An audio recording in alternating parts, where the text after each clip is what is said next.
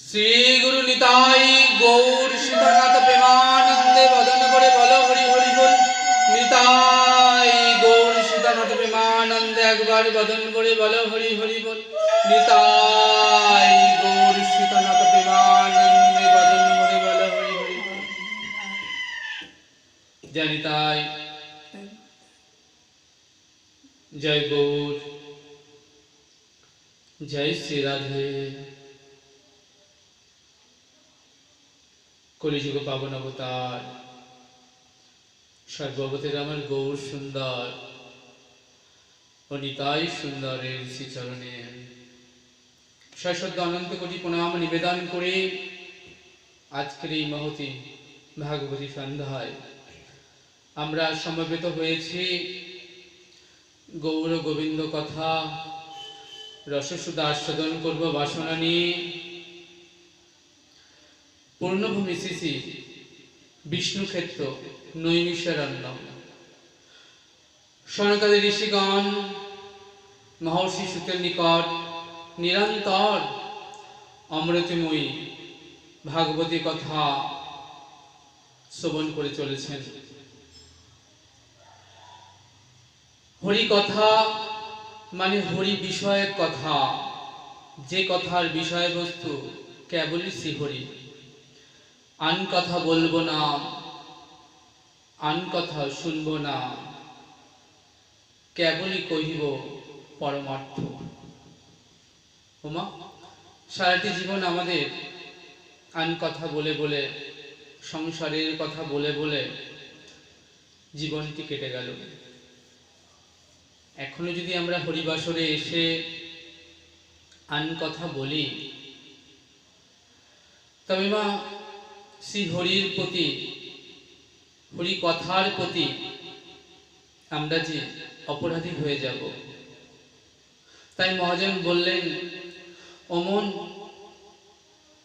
কেন বা আনিনি ভবে এমন সুন্দর দুর্লভ জন্ম পাইয়া, হরি না ভজিলি মানুষ হইবি কবে। দিবস রজনী আবল তাবল কত না প্যাচল পারস, অমন শত কথার মাঝে একটি বারো কি হরি বলিতে নারস। আস্বাদন প্রসঙ্গে আমরা অগ্রসর হয়েছি সনকাদি ঋষিগণ মহর্ষি সুতের নিকট নিরন্তর অমৃতময়ী ভাগবত কথা শ্রবণ করে চলেছেন। নিগম কল্পতরুর গলিত ফলং সুখ মুখোদ্গত অমৃত সংযোজতম পিবত ভাগবত রসমালায়লম মুহুরুহু রসিকা ভুবি ভাবুকা।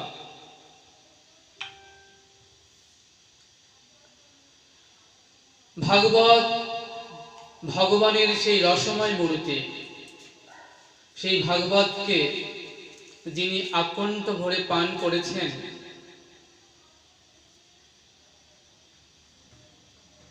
তিনি শিল সুখদেব গোস্বামী চরণ। এ এক এমনই রস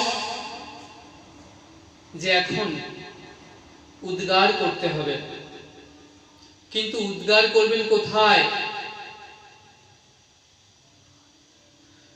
হ্যাঁ, বলছেন জাগতিক জগতের খাদ্য খেলে যত্র তত্র উদ্গার করে দেওয়া চলে, কিন্তু এই যে অপ্রাকৃত জগতের, হ্যাঁ, অপ্রাকৃত রস, এতে যত্র তত্র উদ্গার করা দেওয়া চলে না। তাই অপ্রাকৃত জগতের চিন্ময় রস উদ্গার করতে হলে বলছেন শিল সুখদেব গোস্বামী চরণ যে রস পান করেছেন, তাহলে উদ্গার করতে হলে চাই যোগ্য পাত্র। যদি বলি রস, তাহলে চাই যোগ্য পাত্র। আর যদি বলি তিনি যে বীজ পেয়েছেন, তাহলে চাই উত্তম ক্ষেত্র।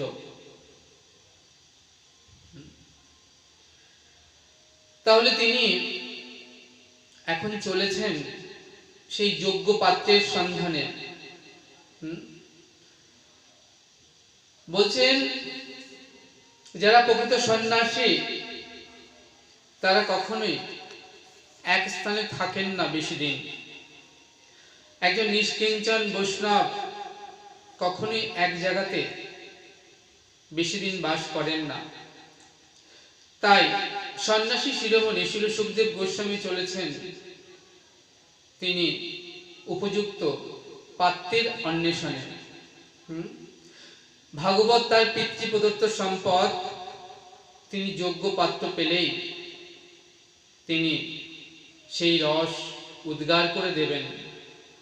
বা যদি বলি যোগ্য বীজ, যে যোগ্য বীজ তিনি পেয়েছেন, তিনি উত্তম ক্ষেত্র পেলে সেই বীজ বপন করে দেবেন।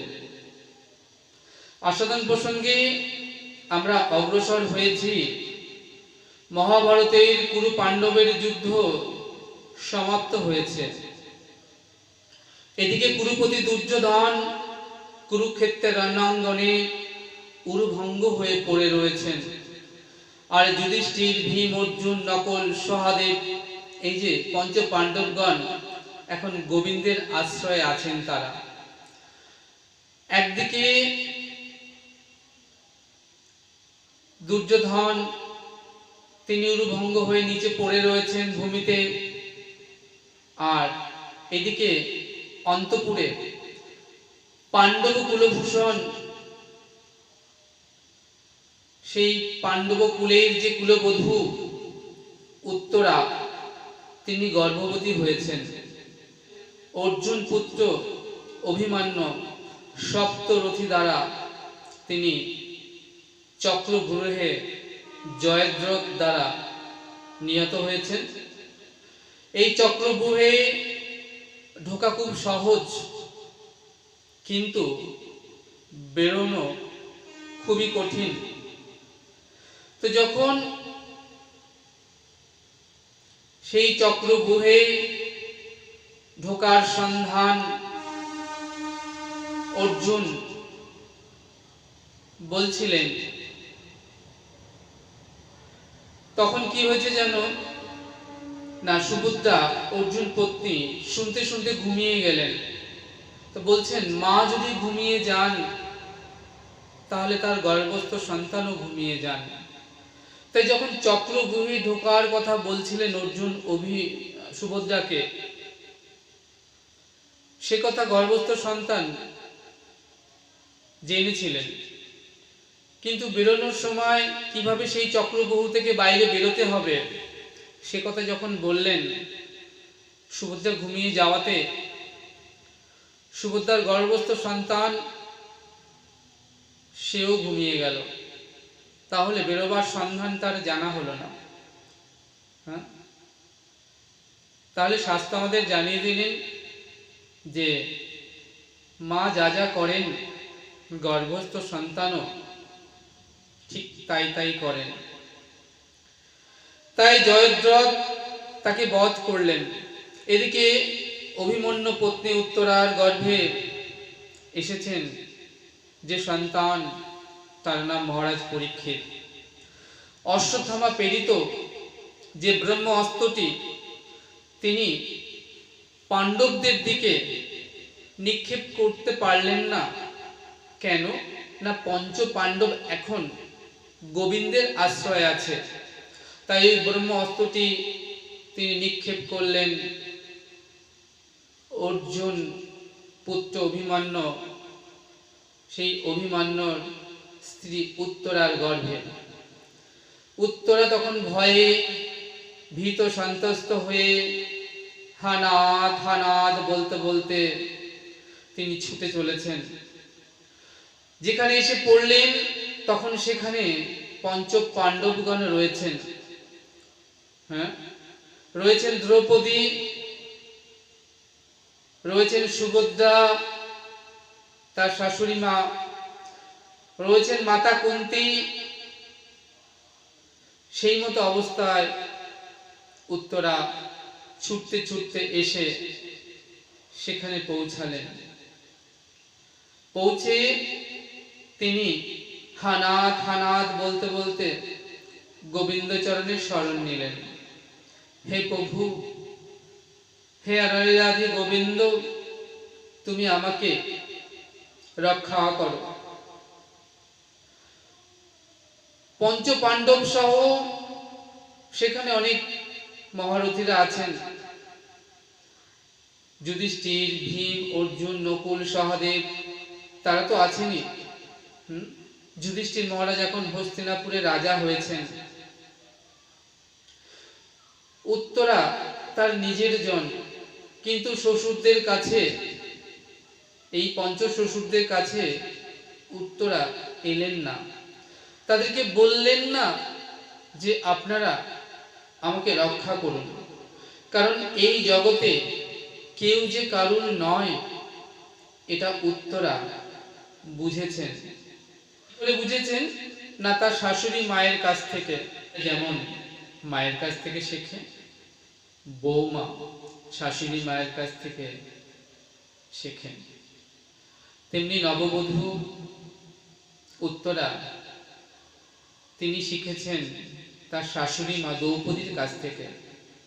তার শাশুড়ি মায়ের কাছ থেকে তিনি একটি জিনিস শিখেছেন, যে কার কাছে গেলে বিপদে আপদে রক্ষা পাওয়া যেতে পারে, কার চরণে নির্ভরতা করলে বিপদ থেকে উদ্ধার পাওয়া যেতে পারে।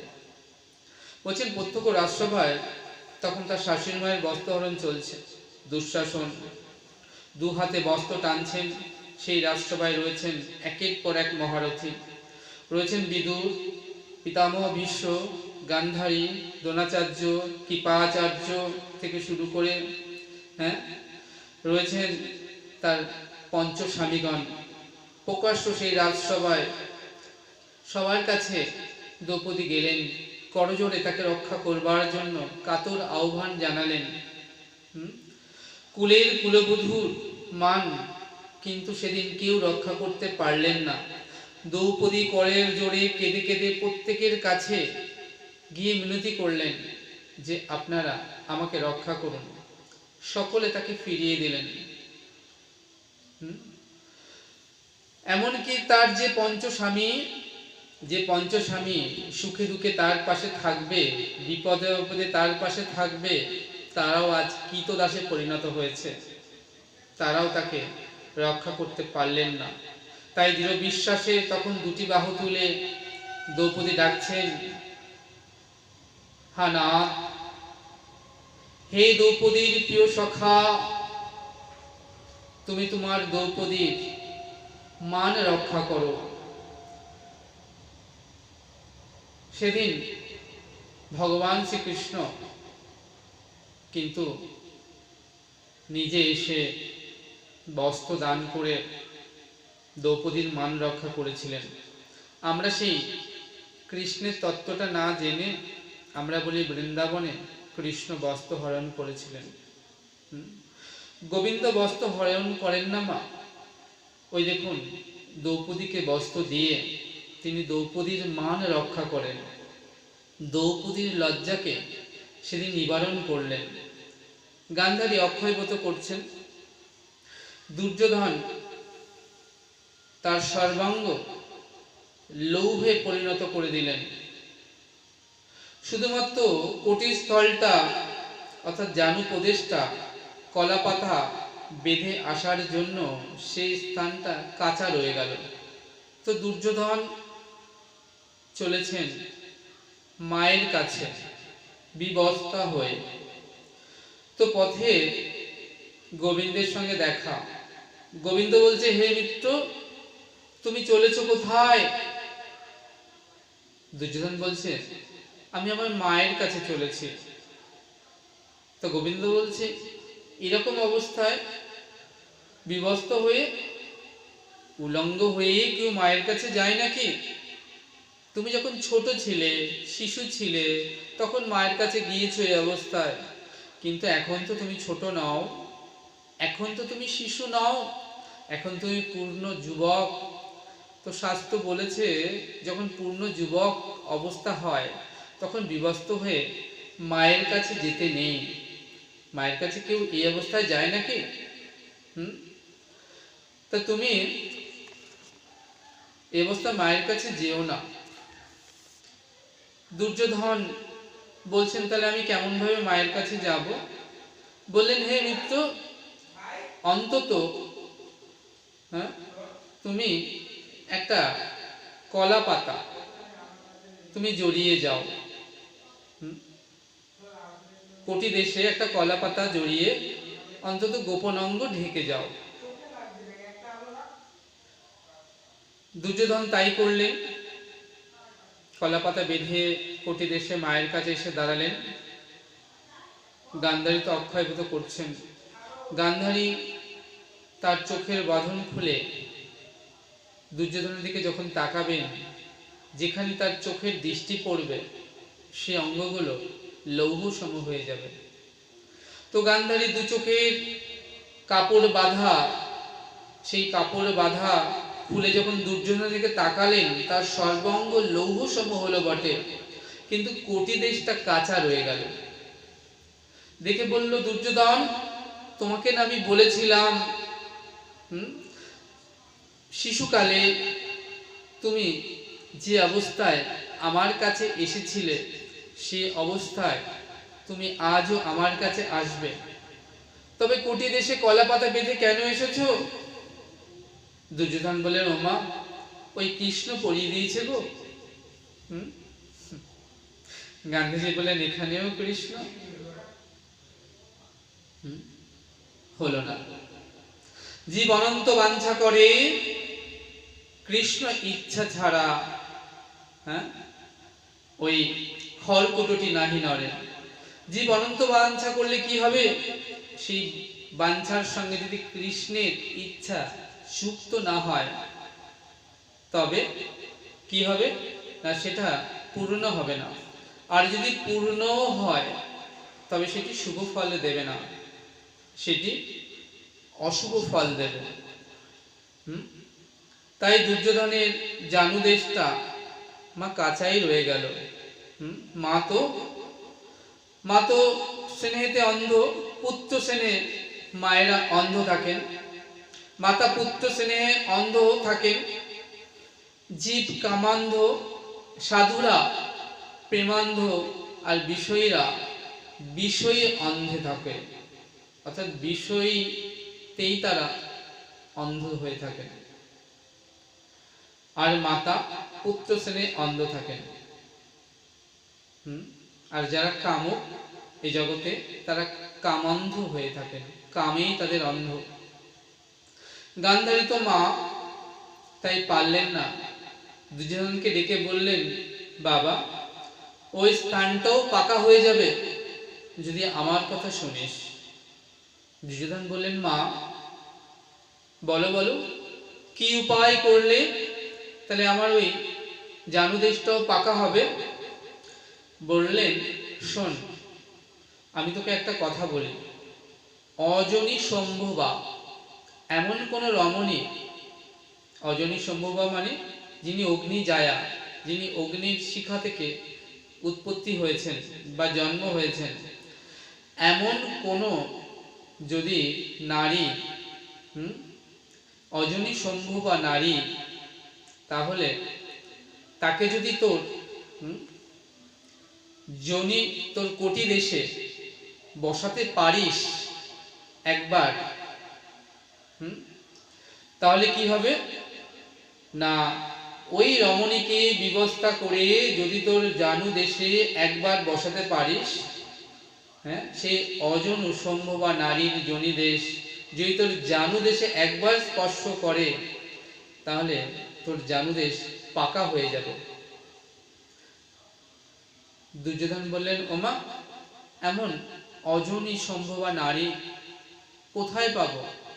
মা বললেন, শোন, কানে কানে বলি, সেই অজনী সম্ভবা নারী আমাদের ঘরেই আছে। বললেন, কে? বললেন, দ্রৌপদী, যার অগ্নিশিখা থেকে জন্ম হয়েছে। তুই যদি একবার দ্রৌপদী, হ্যাঁ, অজন সম্ভবা নারী, কি করলেন? গান্ধারী তার সন্ধান দিয়ে দিলেন। তার ফলে কি হলো না, ওই কূট বুদ্ধি মনের মধ্যে, সেই কূট বুদ্ধি জন্মালো দুর্যোধনের। তাই কি করছেন, আজ মনে মনে সেদিন ভেবেছিলেন যদি আমি একবার সুযোগ পাই তাহলে আমি আমার জানুদেশটাও পাকা করে নেব। আর সেই কূট বুদ্ধির কারণে কি হয়েছে জানো, আজকে যখন দ্রৌপদী রজস্বলা অবস্থায়, তখন তাকে প্রকাশ্য রাজসভায় দুঃশাসনকে পাঠিয়ে দ্রৌপদীর কেশগ্র ধরে টানতে টানতে নিয়ে আসলেন এবং সেই প্রকাশ্য রাজসভায় এনে আজ দুঃশাসন দ্রৌপদীর বস্ত্র হরণ করছেন। তাই দ্রৌপদী আজ করজোড়ে যখন সকলের কাছে আমন্ত্রণ করলেন, সকলকে মিনতি করছেন তাকে রক্ষা করবার জন্য, কারণ তিনি যে কুলের কুলবধূ। কিন্তু পিতামহ ভীষ্ম থেকে শুরু করে দ্রোণাচার্য, কৃপাচার্য থেকে যারা বিদুর এবং তার পঞ্চস্বামী যারা কৃতদাস হয়ে রয়েছেন, তারা যখন কেউ তাকে রক্ষা করতে পারলেন না, তখন দ্রৌপদী কি করছেন না, এক হাতে তিনি তখন মনে মনে চিন্তা করছেন, তার বস্ত্রাঞ্চল তো ধরে রেখেছেন, দুঃশাসন বস্ত্র ধরে টানছেন। তখন তিনি কি করলেন না, তিনি যখন দেখলেন তাকে রক্ষা করতে কেউ সামর্থ্য নয়, তাহলে তখন তিনি গোবিন্দকে স্মরণ করলেন, হে দ্রৌপদীর প্রাণসখা, তুমি আমাকে রক্ষা করো। এদিকে কমলা গোবিন্দকে বলছেন, প্রভু, ভরা রাজসভায় একটা নারী লাঞ্ছিত হচ্ছে, সে তোমায় ডাকছে, তুমি কি শুনতে পাও না তার ডাক? গোবিন্দ বললেন, শুনতে পাই তো, তবে তুমি নীরব কেন?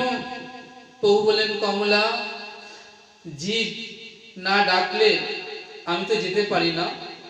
আমার একটা প্রতিজ্ঞা আছে, যে যতমাং প্রপদ্যন্তে তাংস্ত দৈব ভজাম্যহম। যে ভক্ত আমাকে যেভাবে ভজবে আমি তাকে সেভাবে ভজবো, এটা আমার প্রতিজ্ঞা। দেখো, দ্রৌপদী সবার কাছে করজোড়ে প্রার্থনা জানাচ্ছে তাকে রক্ষা করবার জন্য, কিন্তু যারা তাকে রক্ষা করতে সমর্থ নয় তাদের কাছে দ্রৌপদী প্রার্থনা জানাচ্ছে রক্ষা করবার জন্য চোখের জলে। হে কমলা, তুমি দেখতে পাচ্ছ সে কিন্তু আমাকে একটিবারের জন্য ডাকছে না। তখন দ্রৌপদী কি করলেন না, যখন দেখলেন আর উপায় নেই, কাপড়টি খুলে নিয়ে নেয় দুঃশাসন। তখন এক হাত ওই কাপড়টিকে ধরে আর অপর হাতে ডাকছেন, হে দ্রৌপদীর প্রাণসখা, তুমি আমাকে রক্ষা করো। কমলা বলেন, ওই তো তোমায় ডাকছে, এবার তো যাবে। বলেন, আমি কেমন করে যাব? এই ডাকে যে আসক্তি মিশ্রিত ডাক। দ্রৌপদী ডাকছে, এ কথা সত্য, কিন্তু ওই ডাকে মধ্যে আসক্তি মিশ্রিত রয়েছে। ডাকের মধ্যে কোনো গরজ নাই। গরজ না থাকলে আমি কেমন করে যাই?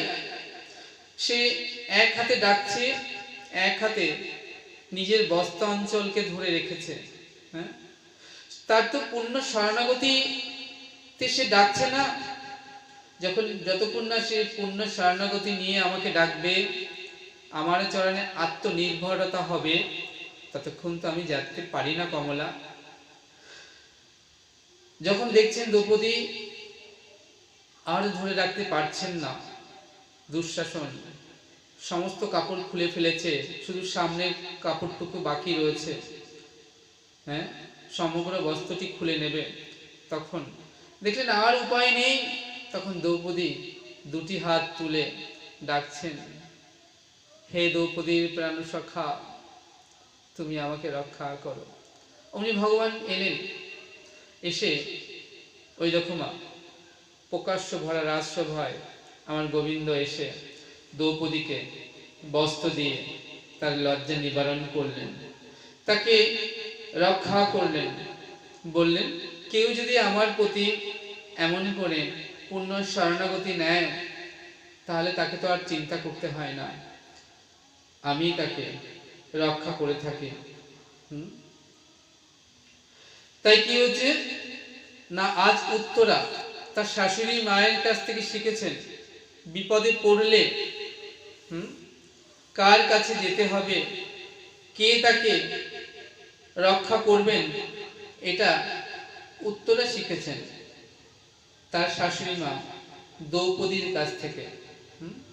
তাই উত্তরা কিন্তু কারোর কাছে গেলেন না নিজেকে রক্ষা করবার জন্য, কাউকে বললেন না, তার পঞ্চস্বামী কেউ বললেন না।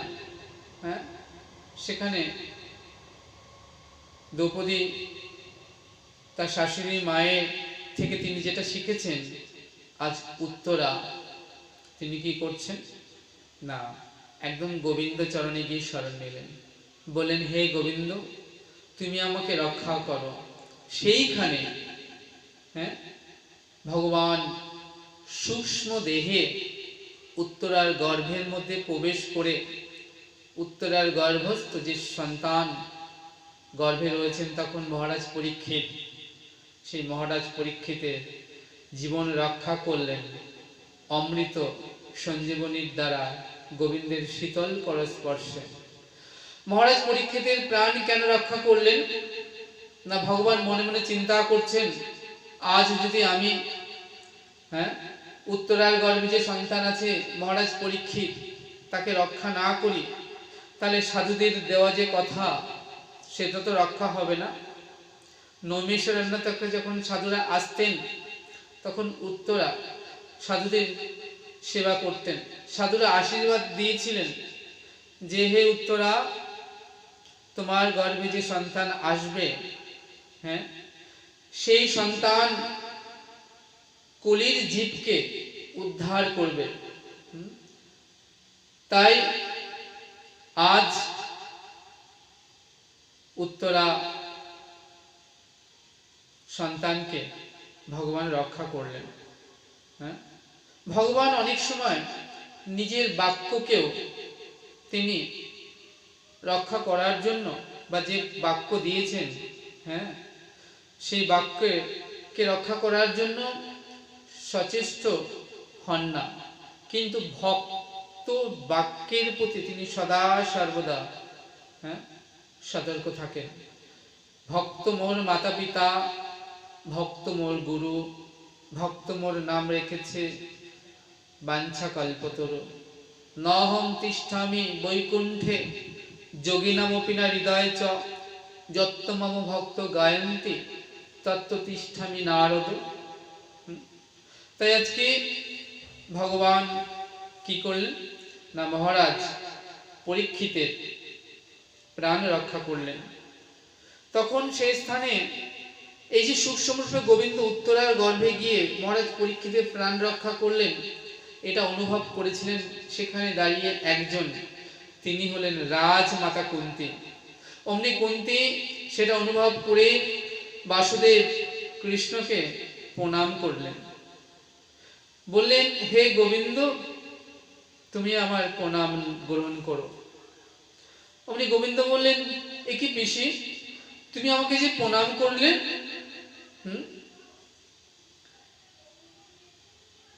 আমাকে প্রণাম করলে কেন? ভগবানের সঙ্গে রাজমাতা কুন্তীর একটা কিন্তু সম্পর্ক আছে, তিনি আমার গোবিন্দের পিসিমা হন।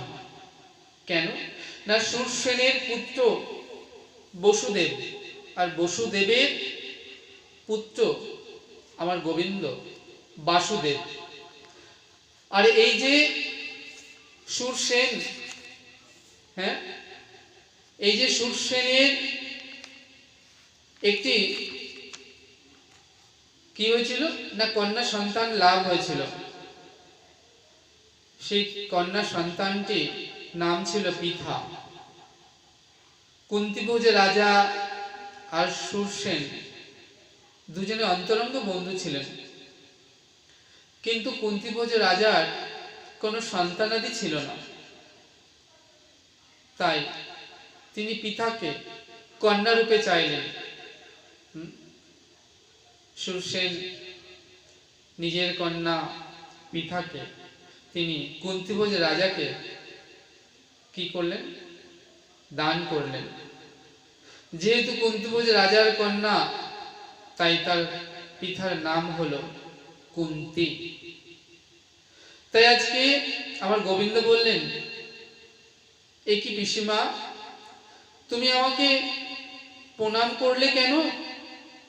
শুধু প্রণামই করলেন না, আজ কুন্তি দু চোখের জলে বক্ষ ভেসে যাচ্ছে। পঞ্চ পাণ্ডবগণ আজ অর্থ সম্পদ মান প্রতিপত্তি রাজ্য রাজ সিংহাসন রাজ মুকুট সবকিছু ফিরে পেয়েছেন। যুধিষ্ঠির রাজ রাজা হয়েছেন, আজ আর কোনো বিপদ নাই। রাজমাতা কুন্তি তখন সদ্য স্নান করে ভেজা কাপড়ে এসে দাঁড়িয়ে বললেন, হে বাসুদেব কৃষ্ণ, তুমি আমাকে প্রণাম। হে বাসুদেব কৃষ্ণ, তুমি আমার প্রণাম গ্রহণ করো। কৌতুক প্রিয় গোবিন্দ তখন কৌতুক করে বললেন, বেশ পিসিমা, তুমি যখন আমাকে ভগবান বলে সম্বোধন করলে, আমার কাছে একটা বর প্রার্থনা করো। কুন্তি বললেন, হে বাসুদেব, তুমি আমাকে সত্যিই বর দিতে চাও? আমাকে বর দেবে? বললেন, হ্যাঁ দেব তো, তবে আগে প্রতিজ্ঞা করো, আমি যে বর চাইব তুমি আমাকে সে বর দেবে। বললেন, অবশ্যই অবশ্যই দেব হে পিসিমা। বললেন, গোবিন্দ বললেন, পিসিমা, তুমি আমার কাছে যে বর চাইবে আমি তোমাকে সে বর দান করব। বলো কি বর চাই তোমার? কুন্তি বললেন, হে দীননাথ, হে দীন দয়াল, হে দীনবন্ধু, তুমি আমাকে এই বর দাও। তোমরা জানো সেদিন কুন্তি ভগবান শ্রীকৃষ্ণের কাছে, আমার গোবিন্দের কাছে কি বর চেয়েছিলেন? হ্যাঁ, তোমরা জানো? রাজমাতা কুন্তি বর চাইলেন, দুঃখ যেন আমার ঘর না ছাড়ে, আমি যেন সদা দুঃখেতে রই, নিত্য দুঃখ যেন আমার সাথী হয়। হে বাসুদেব কৃষ্ণ, আমাকে এই বর দাও।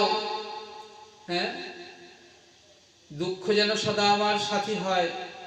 অখিল জগতে ভগবানকে পেয়ে ভগবানের কাছে আজ পর্যন্ত কেউ এই বর প্রার্থনা করে নাই,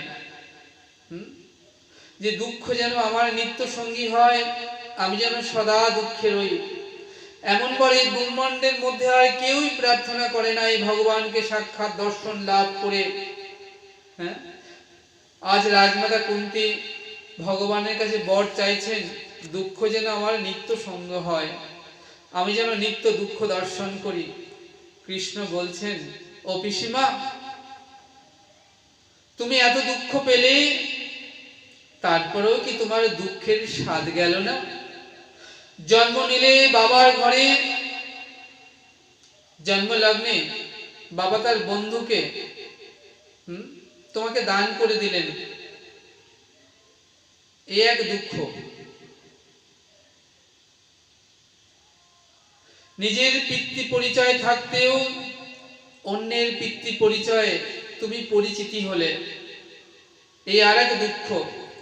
বিয়ে হলো পাণ্ডু রাজার সাথে, বিবাহের পর স্বামীর ঘরে যাচ্ছে রথে করে কুন্তী। যখন রথে করে যাচ্ছে বনের মধ্য দিয়ে যাওয়ার সময় দেখতে পেলেন একটা পুরুষ হরিণ আর একটা নারী হরিণী একসঙ্গে সঙ্গম করছে। তোমার স্বামী তাই দেখে একটা বাণ ছুঁড়ে মারলেন, আর সেই বাণটা গিয়ে ওই পুরুষ হরিণ আর নারী হরিণীটি বক্ষ বিদীর্ণ করে দিল। আর ওই হরিণ আর হরিণীটার মৃত্যু হলো সঙ্গে সঙ্গে। মৃত্যু হওয়ার পর সেই হরিণ আর হরিণীটা তাদের সেই হরিণ দেহ ত্যাগ করে ঋষি দেহ ধারণ করলেন। হ্যাঁ, কারণ তারা ঋষি এবং ঋষি পত্নী হরিণ হরিণী রূপ ধারণ করে তারা তাদের যে ভালোবাসা সঙ্গম ক্রিয়া করছিলেন। যেদিন হরিণ দেহ ছেড়ে তারা কি বললেন না, পাণ্ডুকে বললেন, হে পাণ্ডু, আমরা যখন প্রণয় করছিলাম তুমি আমাদেরকে হত্যা করলে, আমি অভিশাপ দিচ্ছি, তুমি যেদিন নারী দেহ স্পর্শ করবে সেদিন তোমার মৃত্যু অনিবার্য, সেদিন তোমার মৃত্যু হবে। যেদিন কুন্তী পাণ্ডুকে বিবাহ করে রথে করে পতিগৃহে চলেছে সেদিনের কথা। একটা মেয়ে পতিগৃহে যায় কেন জানো? পিতামাতা তাকে সব সুখ দিতে পারলেও একটা বিশেষ ধরনের সুখ তাকে দিতে পারে না। তাই পিতামাতা তাদের আদরের দুলালীকে অপর একটি পুরুষের সাথে বিবাহ দিয়ে তাকে গত্যান্তর করে। তার একটাই কারণ, এমন একটি সুখ আছে যেটি তার পিতামাতাও তাকে দিতে পারেন না। যে মেয়েটি পিতার ঘরে আদরে ছোট থেকে এত বড় হলো, কিন্তু সকল সম্পদ সকল সম্পর্ক ছিন্ন করে সে পতিগৃহে চলে গেল। নারীর দুটি রূপ, অন্তররূপ হাসে কারণ সে পতিগৃহে যাচ্ছে, আর বহিরূপ কাঁদে কারণ সে তার পিতা মাতাকে, তার পরিজনকে, নিজের জনকে ছেড়ে চলে যাচ্ছে। আর 7 দিন বাদে বিবাহের দিরাগমন হয়। কেন জানো? না, পিতামাতা দেখতে চান তাদের কন্যাটি সুখী হয়েছে কিনা। কুন্তী কিসের জন্য যাচ্ছেন পতিগৃহে? সে যদি সেখানে গিয়ে তার স্বামীর অঙ্গ স্পর্শ করে তবে পাণ্ডু মৃত্যু হবে। নবযৌবন সম্পন্ন দেহ পেয়েও কুন্তী পতি সুখ পেলেন না। ছোটবেলায় একটা মন্ত্র শিখেছিলেন, যাকে স্মরণ করবেন সেই মন্ত্রে, যে দেবতাকে স্মরণ করবেন সেই দেবতা উদ্দেশ্যে এই মন্ত্র উচ্চারণ করবেন, সেই দেবতার বরে তার সন্তান লাভ হবে। তাই হলো, কুন্তীর কুমারী কালে তিনি সূর্যদেবকে স্মরণ করলেন এবং তার ফলে কুমারী অবস্থায় কুন্তী কর্ণকে সন্তান রূপে লাভ করলেন। এবার কুন্তী ধর্মরাজ এর বরে ধর্মপুত্র যুধিষ্ঠিরকে পেলেন, তারপর পবন দেবের বরে ভীমসেনকে পেলেন, আর দেবরাজ ইন্দ্রের বরে অর্জুনকে লাভ করলেন পুত্র রূপে। এবার পাণ্ডুর দ্বিতীয় স্ত্রী মাদ্রিকে ডেকে কুন্তী বললেন, বোন আয়, তোকেও মন্ত্র শিখিয়ে দিই। এবার মাদ্রি সেই মন্ত্র উচ্চারণ করলেন যে মন্ত্রে অশ্বিনী কুমার সনের আশীর্বাদে মাদ্রির 2টি সন্তান লাভ হলো, যাদের নাম নকুল ও সহদেব। এবার মাদ্রি স্বামীর সঙ্গে যখন স্বামী গৃহে চলেছেন রথে করে, সেই বনের ভেতর কি হয়েছে না, ঝর্ণায় মাদ্রি স্নান করছেন। স্নান করে সিক্ত বাসনে, স্নান করে ভেজা কাপড়ে অর্থাৎ সিক্ত বসনে তিনি যখন এলেন পাণ্ডুর কাছে, পাণ্ডু মাদ্রিকে সেই অবস্থায় দর্শন করে কামে আবির্ভূত হয়ে পড়লেন। হ্যাঁ, পাণ্ডু যখন মাদ্রির দেহ স্পর্শ করল, সঙ্গে সঙ্গে পাণ্ডু মারা গেলেন।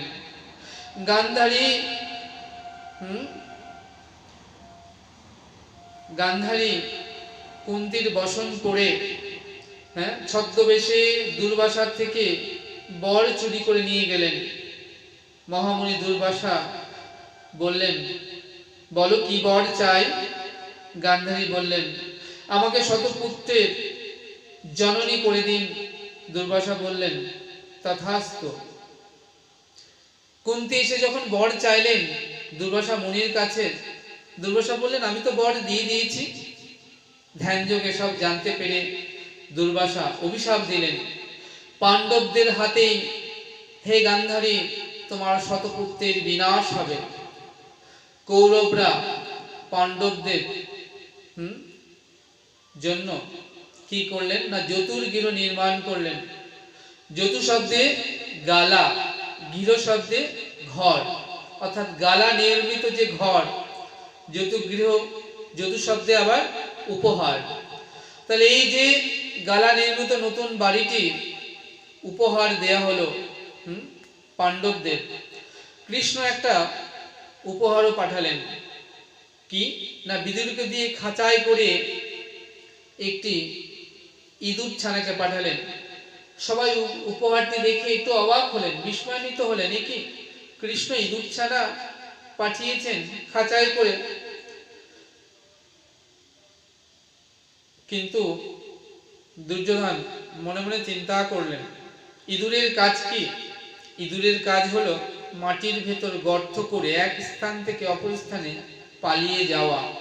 হ্যাঁ, তদ্রূপ এই গালাঘরে যখন আগুন লাগবে তখন হে পাণ্ডবগণ, তোমরাও ইঁদুরের মতো মাটির নিচে গর্ত খুঁড়ে পালিয়ে যাবে।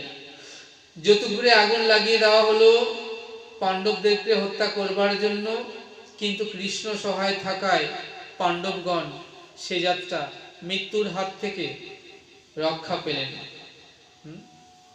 পাশাখালায় সর্বস্ব হেরিয়ে 12 বছরের জন্য বনবাস আর 1 বছরের জন্য অজ্ঞাতবাসে হে কুন্তি, না জানি তুমি কতই দুঃখ পেলে। কৃষ্ণ বলছেন, অপিসি এরপরেও কি তোমার দুঃখের স্বাদ গেল না? তুমি আরো দুঃখ চাও? কুন্তি বলে, কৃষ্ণ সুখ কাকে বলে জানো? সুখ সুখ নয়, সুখ অসুখ হয়। কৃষ্ণ সুখে সুখী হয়। বড় কঠিন কথা মা, কৃষ্ণ দুঃখে যারা দুঃখী হয়। দুঃখ জীবনে অনেক পেয়েছি, কিন্তু জানো সেদিন দুঃখ ছিল, কিন্তু হে কৃষ্ণ দুঃখের মধ্যেও তুমি ছিলে পাশে।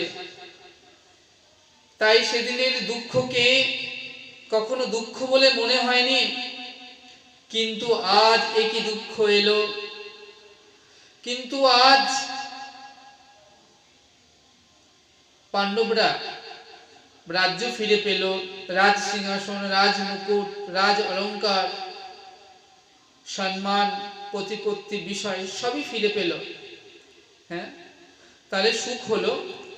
তো এই কেমন সুখ এলো? যে সুখ এলে পরে কৃষ্ণ দূরে চলে যায়, এটা সুখ নয়, এটা অসুখ। সেই দুঃখ সার্থক হয় যে দুঃখে কৃষ্ণ পাশে রয়। কত দুঃখ জানো? দুর্বাসা মুনি এসেছেন বাড়িতে 10,000 শিষ্য নিয়ে ভোজন করতে। দ্রৌপদীর বর ছিল দ্রৌপদী খাবার খাওয়ার আগে অর্থাৎ তার ভোজনের আগে যতজন আসবে ওই হাড়ি থেকে, যে হাড়ি থেকে দ্রৌপদী সবাইকে খাবার ভোজন প্রস্তুত করে দেয়, সেই হাড়িতে খাবারের কোনো অভাব হবে না। কিন্তু দ্রৌপদী যদি সেবা হয়ে যায় তারপরে কিন্তু আর খাবার পাবে না। তো দ্রৌপদী যখন সে হাড়িতে খাবার রান্না করে, দ্রৌপদী অর্ধেকটা খাবারের দেন ভীমসেনকে, আর বাকি অর্ধেকটা 4 জনকে, হ্যাঁ, দিয়ে রন্ধনের হাড়িটা একটু জল দিয়ে ধুয়ে সেটা দ্রৌপদী খেয়ে নেন। এত দুঃখ পেয়েও, ও পিসি তোমার কি দুঃখ গেল না? দুর্বাসার সেই 10,000 শিষ্য যখন এসে খাবার চাইলেন, তখন দ্রৌপদী সেবা হয়ে গিয়েছে। তখন দ্রৌপদী ডাকলেন, হে দ্রৌপদীর প্রাণ সখা, এখন কি উপায় হবে, তুমি রক্ষা করো।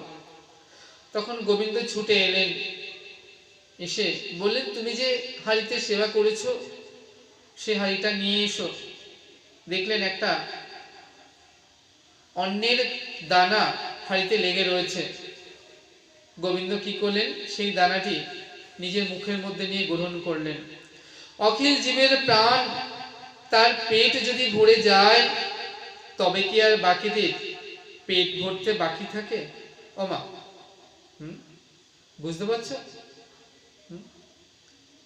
তাই কুন্তী বলছে, সেদিন দুঃখ ছিল বটে, কিন্তু গোবিন্দ তুমি তো পাশে ছিলে, তাই সেদিনের সে দুঃখকে দুঃখ মনে হয়নি। কিন্তু আজ এই কেমন সুখ এলো, যে সুখ এলে পরে কৃষ্ণ দূরে চলে যায়, কৃষ্ণ পাদপদ্ম হারিয়ে যায়। তাই সে সুখের কি প্রয়োজন? সেই দুঃখ দাও যে দুঃখ থাকলে পরে তুমি কাছে রবে, অন্তত তুমি তো থাকবে। ভগবান আমার গোবিন্দ সে যাত্রায় কুন্তীর কাছে বাধা পড়ে গেলেন, তার আর যাওয়া হলো না। ওমা, যাদের ঘরে কৃষ্ণ বাধা থাকে তাদের ঘরে দুঃখটা দেখেছো? আর আমরা একটু দুঃখ পেলেই কেমন দুমড়ে মুচড়ে পড়ি।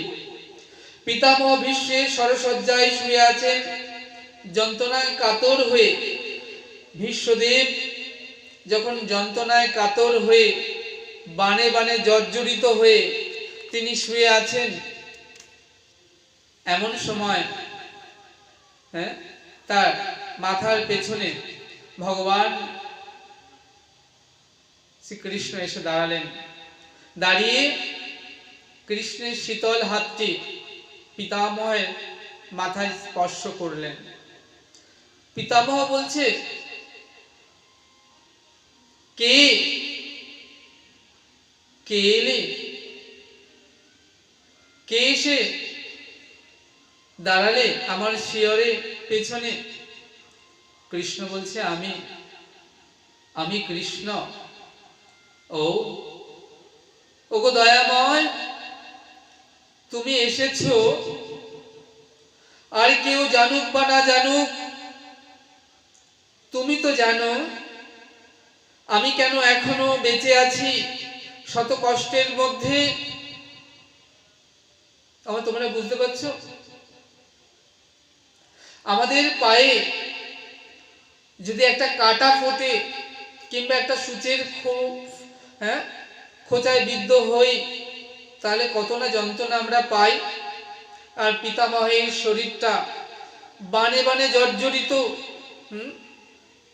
তাই পিতামহ বলছে, আর কেউ জানুক বা না জানুক, ওগো দয়াময়, তুমি তো জানো শত কষ্টের মধ্যে, শত যন্ত্রণার মধ্যে আমি এখনো কেন বেঁচে আছি।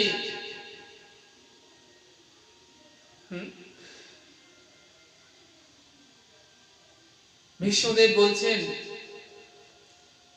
প্রাণ গেলে তো হবে না, আমাকে আবার আসতে হবে ধরায়, তাই এবার এমন ভাবে যাব যেন আর আসতে না হয়। তাই এসেছে যখন, ওগো দয়াময়, আমার মাথার পেছনে কেন, আমার পায়ের কাছে এসো। ওমা, এই ত্রিভুবনে, এই ব্রহ্মাণ্ডের মধ্যে ভগবানকে সাক্ষাৎ পেয়ে আজ অবধি কেউ কখনো বলতে পারেনি, হে গোবিন্দ, তুমি আমার পায়ের কাছে এসো। আর আমার গোবিন্দ কেমন দেখুন, অমনি ভীষ্মের পায়ের কাছে চলে এলেন। আপনারা তো বলবেন, ভীষ্মদেব মহামতি। মহামতি কাকে বলে? যার মন মতিটি গোবিন্দের পাদ পদ্মের সঙ্গে সংযুক্ত হয়েছে, তিনি মহামতি। মহামতি ভীষ্ম আমার গোবিন্দকে তার পায়ের কাছে আসতে বললেন, আর আমার গোবিন্দ ধীরে ধীরে ভীষ্মের পায়ের কাছে এসে দাঁড়ালেন। হ্যাঁ, তিনি যেন বলছেন, তুমি দিলে আমি ছাড়বো কেন? ঈশ্বর পরম কৃষ্ণ সচ্চিদানন্দ বিগ্রহ অনাদিরাদি গোবিন্দ সর্ব কারণ কারণম, সেনে অনাদিরাদি গোবিন্দ আমার আজ কি করেছে জানো না? পিতামহের পায়ের কাছে দাঁড়িয়ে পিতামহকে প্রণাম করলেন। অমনি ভগবত যেন মূর্তিমন্ত হয়ে বলছেন, হে জগতের জীব, তোমরা তো অনেক ভগবানের নাম শুনেছো, অনেক ভগবান এর নাম শুনেছো, কিন্তু এমন ভগবান কখনো দেখেছো নাকি? ভগবান দেখেছো নাকি যে ভগবান ধোয়ান ভক্তের চরণ? কেন জানো না? আজকে গোবিন্দের চোখ থেকে দর দর করে অশ্রুধারা বইছে। আমার গোবিন্দের আজকে বক্ষটি ভেসে যাচ্ছে। হ্যাঁ, বলছেন, আজ কমলের জলে কমল ভেসে যায়। কমলের জলে, ওমা, জলে কমল ফোটে, কিন্তু কমলে কখনো জল হয় না। অর্থাৎ পদ্মের মধ্যে জল হয় না, জলে পদ্ম ফোটে। কিন্তু এখানে বলছেন, আজ কমলের জলে কমল ভেসে যায়। অর্থাৎ গোবিন্দের বদনটি কেমন? হ্যাঁ, বদন কমল, নীল কমল, তার মধ্যে দুটি রক্ত কমল আখি, সেই রক্ত কমল থেকে আজকে জল ঝরছে কোথায় না? চরণ কমলে। তাই বললেন, কমলের জলে আজ কমল ভেসে যায়। উনি ভাগবত মূর্তিমন্ত বললেন, তোমরা এমন দয়াল হরিকে দেখেছো নাকি? এই জগতে এমন দয়াল হরি আর হয় নাই, হবে না। হ্যাঁ, তাই যদি ভজতে হয়, হা গোবিন্দ বলে ডাকো। যদি থাকতে হয়, ওই রাঙা চরণে থাকো। তাই আজকে কি হয়েছে জানো? ভীষ্মদেব বলছেন, কৃষ্ণ, তুমি কি কাঁদছো? আমার মনে হয় তুমি কাঁদছো, তা না হলে তোমার ওই চোখ থেকে জল কেন পড়বে অমন করে?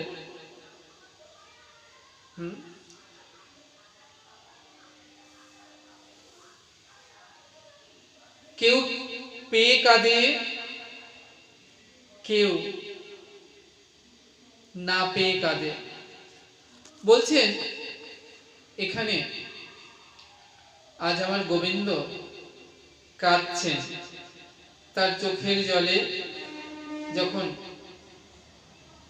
বক্ষ ভেসে যাচ্ছে। বলছেন গোবিন্দ ধন এই জগতে যারা পেয়েছেন তারা কাঁদে, বলি যারা পায় নাই তারাও কাঁদে। দৃষ্টান্ত দিচ্ছেন যে রুক্মিণীর বিয়ে ঠিক হয়েছে শিশুপালের সাথে। রুক্মিণী জানিয়ে দিলেন আমি এই বিয়ে করতে পারবো না। কেন না, কোনো কৃষ্ণ বিদ্বেষী সাথে আমি ঘর করতে পারবো না। বলি কোনো কৃষ্ণ বিদ্বেষী যে কৃষ্ণকে ভালোবাসে না তার সাথে আমি কেমন করে ঘর করব?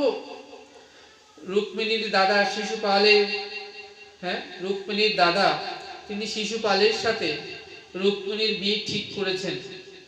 তাই রুক্মিণী কি করলেন জানো? তাড়াতাড়ি একটা তালপাতায় নিয়ে একটি প্রেমপত্র লিখলেন। আর তোমাদের ভাষায় প্রেমপত্র, শাস্ত্রের ভাষায় সেটা নিবেদন পত্র। কি লিখলেন? অল্প কথায় 7টা লাইন লিখলেন। লিখলেন অবলার না বলা কথা, যত সব মনের ব্যথা বুঝে নিও হে নন্দলালা। ব্রাহ্মণকে যৌতুক দিয়ে বললেন, ব্রাহ্মণ তুমি যাও তাড়াতাড়ি এই পত্রটি দ্বারকায় গিয়ে দ্বারকাধীশ শ্রীকৃষ্ণের কাছে পৌঁছে দাও। একথা বলে ব্রাহ্মণকে যৌতুক দিলেন। রুক্মিণী যখন 4 বছর বয়স, সে সময় নৈমিষারণ্য থেকে সাধুরা এসেছিলেন চতুর্মাস্য ব্রত করবেন বলে। সে সময় রুক্মিণী তাদেরকে কৃষ্ণ পূজার জন্য ফুল তুলে দিতেন, সাধুদের সেবা করতেন। সাধুরা যখন কৃষ্ণ কথা আলাপ করত তাদের মুখে কৃষ্ণ নামটি রুক্মিণী শ্রবণ করেছিলেন। ওই 2 অক্ষর যুক্ত কৃষ্ণ নাম শ্রবণ করে রাজকন্যা রুক্মিণী সেদিন মন প্রাণ থেকে বলেছিলেন, হে কৃষ্ণ আমি তোমার হলাম, আমি নিজেকে তোমার চরণে সমর্পণ করে দিলাম। তাই ব্রাহ্মণকে বললেন, হে ব্রাহ্মণ আমি তো নিবেদিতা, এ দেহ অন্যকে কেমন করে দেব? তুমি তাই যত তাড়াতাড়ি সম্ভব পত্রটি তার চরণ কমলে পৌঁছে দাও। যৌতুক লাভ করে ব্রাহ্মণ পত্রটি পৌঁছে দিলেন কৃষ্ণের কাছে। কৃষ্ণ দেখছেন 7টি শব্দের মধ্যে 2টি শব্দ অস্পষ্ট, যেন মনে হয় চোখের জলে ওই শব্দ দুটি ধুয়ে গেছে। কৃষ্ণ বললেন, আমি সব সইতে পারি, কিন্তু কোনো ভক্ত যখন আমায় চোখের জলে কাঁদে তখন তার ডাককে আমি না গিয়ে পারি না। অমনি রথখানা নিয়ে পবন গতিতে ছুটতে ছুটতে কি করলেন না, রুক্মিণীকে রথে বসিয়ে হরণ করে নিয়ে দ্বারকা রানী করে রাখলেন। তাই বলছেন এই জগতে যারা আমার গোবিন্দকে পেয়েছেন কেউ পেয়ে কাঁদে, কেউ না পেয়ে কাঁদে। তাই বিশ্বদেব বলছেন, কৃষ্ণ এই জগতে কেউ জানুক বা না জানুক তুমি তো জানো আমি এখনো কার অপেক্ষায় পথ চেয়ে বসে আছি। এবার অপেক্ষা শেষ হয়েছে, এবার আমার যাবার সময় হয়েছে। ওই দেখো পূর্ব গগনের সূর্য আজ পশ্চিম আকাশে ঢলে পড়েছে, তেমনি আমার জীবন সূর্য আজ ঢলে পড়েছে। আমার জীবন সূর্য ঢলে পড়তে বাকি, আর গোবিন্দ তোমার ধরতে বাকি।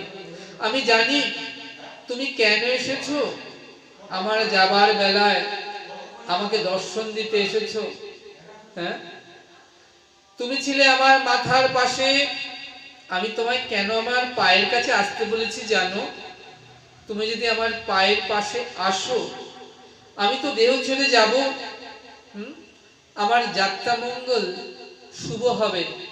দেহ ছেড়ে যেতে যেতে তোমার ওই ভুবন মঙ্গল, ওই বদনটি দর্শন করে যদি যেতে পারি, হ্যাঁ, তাহলে আমার যাত্রা মঙ্গল শুভ হবে।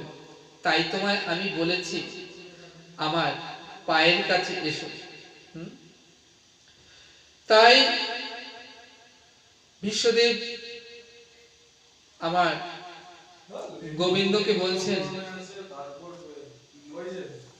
হে কৃষ্ণ, তুমি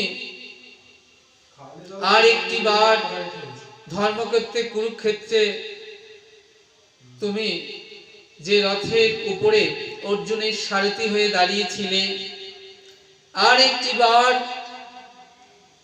তুমি যদি রথের উপর সারথি হয়ে দাঁড়াও, হ্যাঁ, এটা আমার মনোপুত বাসনা। বলি সারথি কে? সারযুক্ত রথী, দুটি শব্দ এখানে প্রয়োগ হয়েছে। একটি শব্দের মধ্যে এই জগতে সকল সার আমার গোবিন্দ, হ্যাঁ, আর রথী শব্দে রথ। কিন্তু রথ হলেই তো হবে না, হ্যাঁ, সারথি না হলে রথকে কে টেনে নিয়ে যাবে? তাই পিতামহ বিশ্ব বলছেন, তুমি সংসারের সার আর তুমি রথী, নিয়ে চলো আমার এই দেহখানা মধুময় শ্রীধাম বৃন্দাবনে সারথি হয়ে। হ্যাঁ, তাই তুমি যদি আমার এই দেহখানা মধুময় শ্রীধাম বৃন্দাবনে নিয়ে যাও না, তাহলে আমার গতি হবে।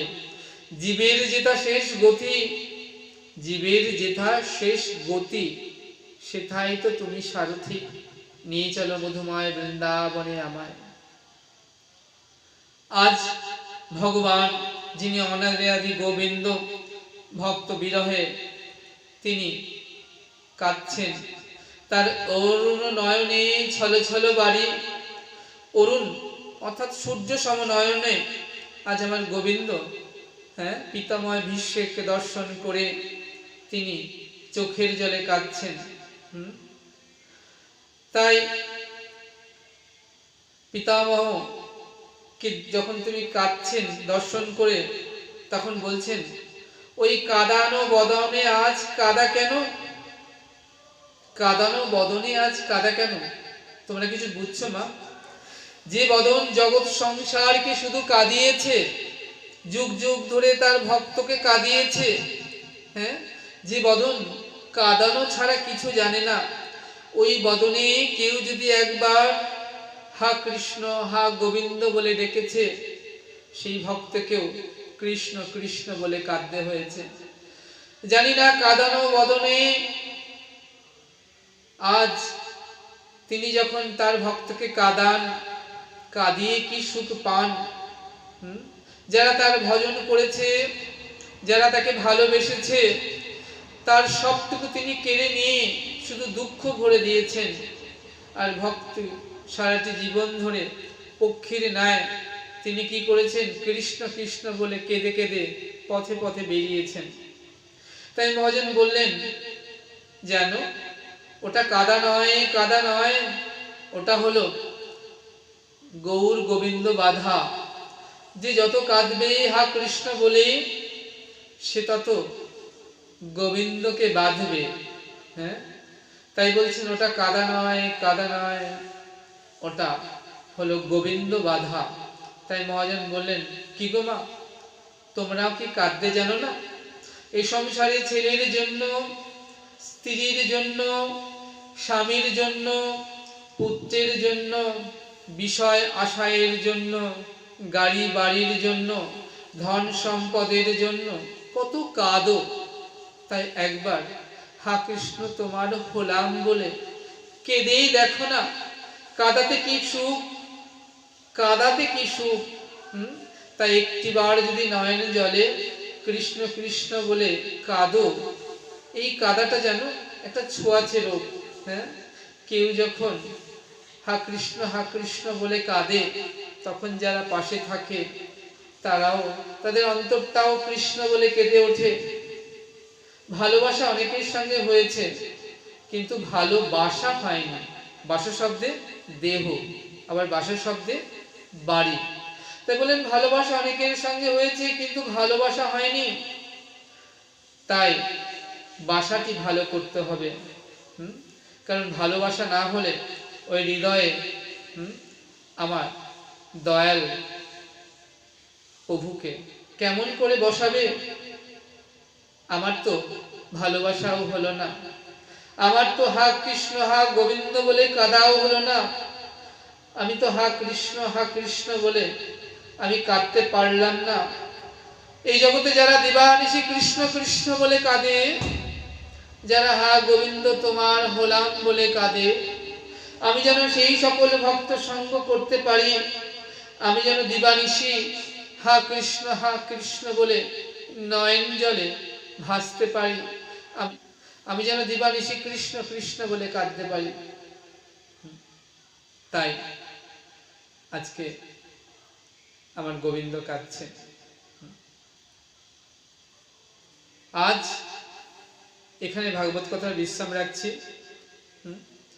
সময় হয়ে গেছে।